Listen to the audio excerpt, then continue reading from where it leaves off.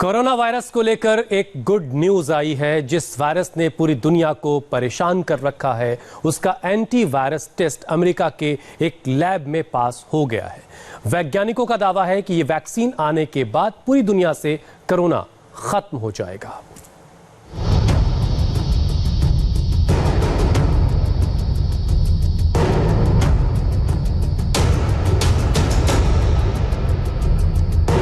तो क्या डीकोड हो गया कोरोना वायरस का डिफेंस कोड?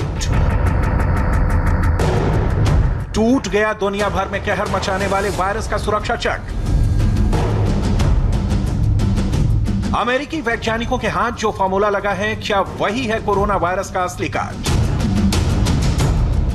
क्या यही है वो वैक्सीन जिससे हो सकता है कोविड-19 का खात्मा? दुनिया भर में 10 लाख से ज्यादा मरीजों और 55,000 से ज्यादा मौतों के बीच इस सवाल के जवाब में पहली गुड न्यूज अमेरिका से आई है, जहां कोरोना का कहर सबसे ज्यादा दिख रहा है। इसके साथ कोरोना वायरस का लैब टेस्ट भी सबसे तेजी से चल रहा है।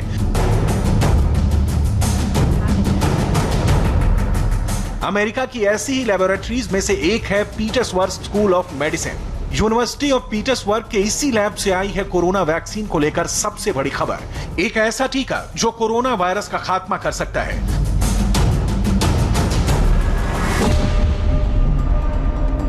पेटगोवैक उस वैक्सीन का नाम है जिसे पीटर्सबर्ग स्कूल ऑफ मेडिसिन के वैज्ञानिक कोरोना के खिलाफ लड़ाई में सबसे कारगर बता रहे हैं। वैज्ञानिकों का दावा है कि जैसे 2002-03 में सार्स को हराया था, उसके बाद स्वाइन फ्लू और मार्स को मात दी, उसी तरह 2019 के कोरोना वायरस का खात्मा कर देंगे। मेरे लैब में कोरोना वायरस पर काम 2003 से ही चल रहा था, जब इस वायरस से सार्स महामारी फैली थी। इसके बाद मर्स नाम की महामारी इस वायरस से फैली। इस साल जनवरी में कोरोना वायरस का नया जेनेटिक कोड तैयार हुआ, तो हमने उस पर पिछली रिसर्च के साथ आगे का काम शुरू किया। इस तरह हम कोरोना वायरस का स्पाइक प्रोटीन पहचानने में कामयाब हो गए।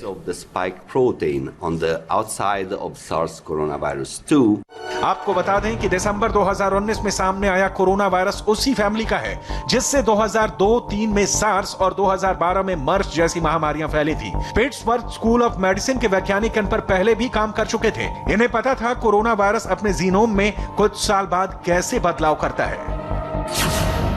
2002-04 में यह वायरस सार्स नाम की बीमारी के रूप में सामने आया, तो इसके 8 साल बाद मर्स नाम की बीमारी के रूप में फैला। इन दोनों ही बीमारियों के लक्षण वही हैं जो आज कोरोना वायरस में है: बुखार, सूखी खांसी और सांस लेने में तकलीफ के साथ पूरे रेस्पिरेटरी सिस्टम पर अटैक।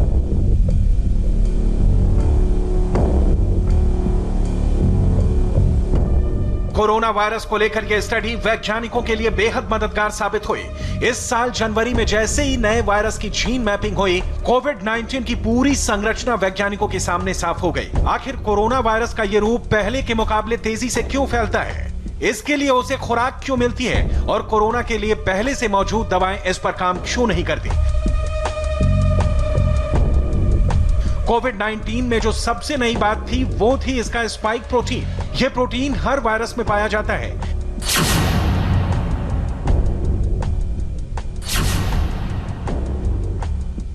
स्पाइक प्रोटीन वो चीज है जिसकी वजह से वायरस को खुराक मिलती है। ठीक उसी तरह जैसे मानव शरीर के विकास के लिए प्रोटीन जरूरी होता है, लेकिन कोरोना वायरस में स्पाइक प्रोटीन की भूमिका इसे खुराक देने के साथ साथ इसके फैलाव में भी निर्णायक होती है।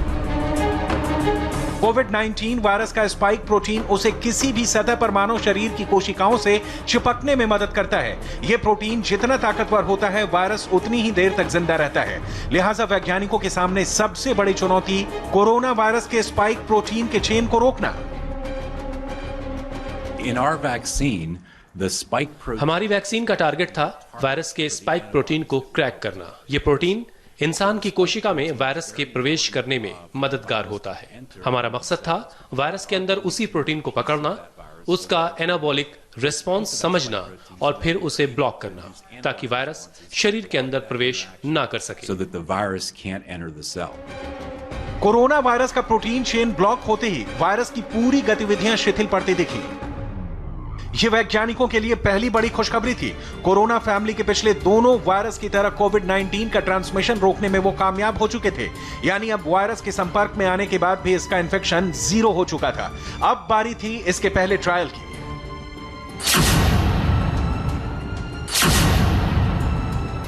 किसी भी टीके के ट्रायल का यह पहला चरण होता है। पिट्सबर्ग स्कूल ऑफ मेडिसिन के लैब में यही हुआ। लैब में सैकड़ों चूहों को पहले आर्टिफिशियल तरीके से तैयार कोविड-19 के वायरस से संक्रमित किया गया और उसके बाद लैब में तैयार पिटगोवैक नाम की वैक्सीन दी गई। वैक्सीन दिए जाने के बाद 14 दिन तक चूहों की निगरानी की गई, जैसे इंसानों में क्वारंटीन पीरियड में होता है। इसके बाद चूहों का टेस्ट किया गया। उसके नतीजे चौंकाने वाले थे। टेस्ट में शामिल तमाम चूहे बिना किसी दूसरी दवा के ठीक हो चुके थे। वैक्सीन दिए जाने के बाद उनके अंदर इतनी एंटीबॉडी यानी रोग प्रतिरोधी वायरस तैयार हुए, जिसके आगे कोरोना वायरस दम तोड़ चुका था।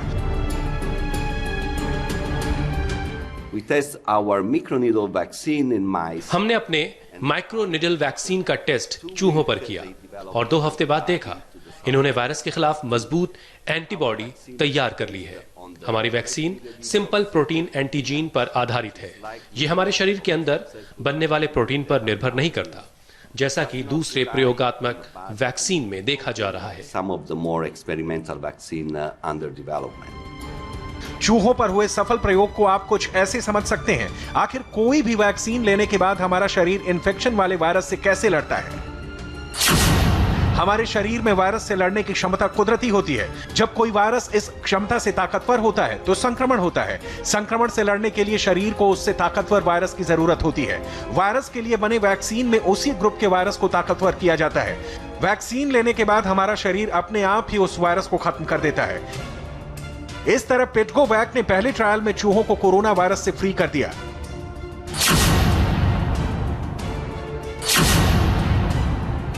आमतौर पर पहले टीके के पहले ट्रायल यानी चूहों के बाद बंदरों और उसके बाद इंसानों पर टेस्ट किया जाता है, लेकिन पिटगोवैक को लेकर तैयारी सीधे ह्यूमन ट्रायल की हो रही है। ऐसा इसलिए क्योंकि एक तो पहले ट्रायल में इसका कोई साइड इफेक्ट नजर नहीं आया और दूसरा दूसरे टीकों के मुकाबले ये बेहद सरल और इस्तेमाल में कम जोखिम वाली है। ये वैक्सीन इंजेक्शन के जरिए शरीर में नहीं दी जाती। ये एक चिप की तरह है जिसे शरीर पर कहीं भी चिपकाया जा सकता है। चिप के अंदर 400 माइक्रोनीडल बनाए गए हैं। माइक्रोनीडल के जरिए दवा शरीर के अंदर पहुंचती है।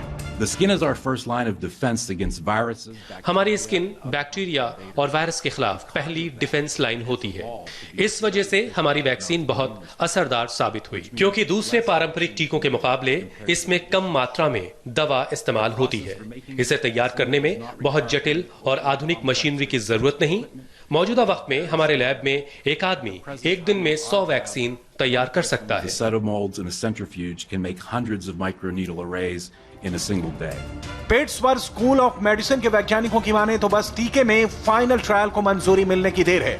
आखिरी चरण में इसके फेल होने की गुंजाइश बिल्कुल नहीं है, इसलिए इसके प्रोडक्शन की तैयारी भी कर ली गई है। ये वैक्सीन इतनी आसान है कि सिर्फ एक लैब में एक शख्स एक दिन में 100 वैक्सीन बना सकता है।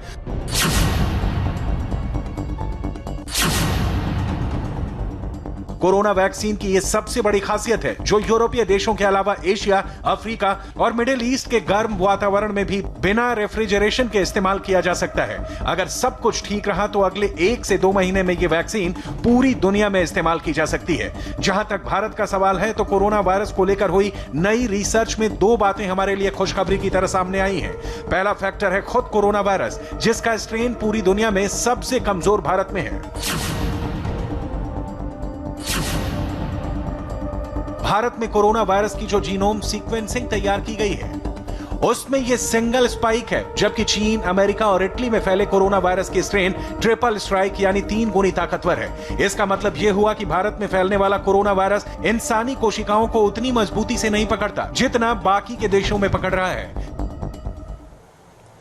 और आगे बढ़ने से पहले आपको बता दें, इंडिया टीवी के दर्शक ये बात जानते हैं कि स्वामी रामदेव रोज सुबह 8 बजे इंडिया टीवी पर आ रहे हैं। कोरोना के मुश्किल वक्त में लोगों को इम्यून सिस्टम बढ़ाने, उसे ताकतवर बनाने के तरीके सिखा रहे हैं। कल यानी शनिवार और उसके बाद रविवार को स्वामी रामदेव का स्पेशल एपिसोड है।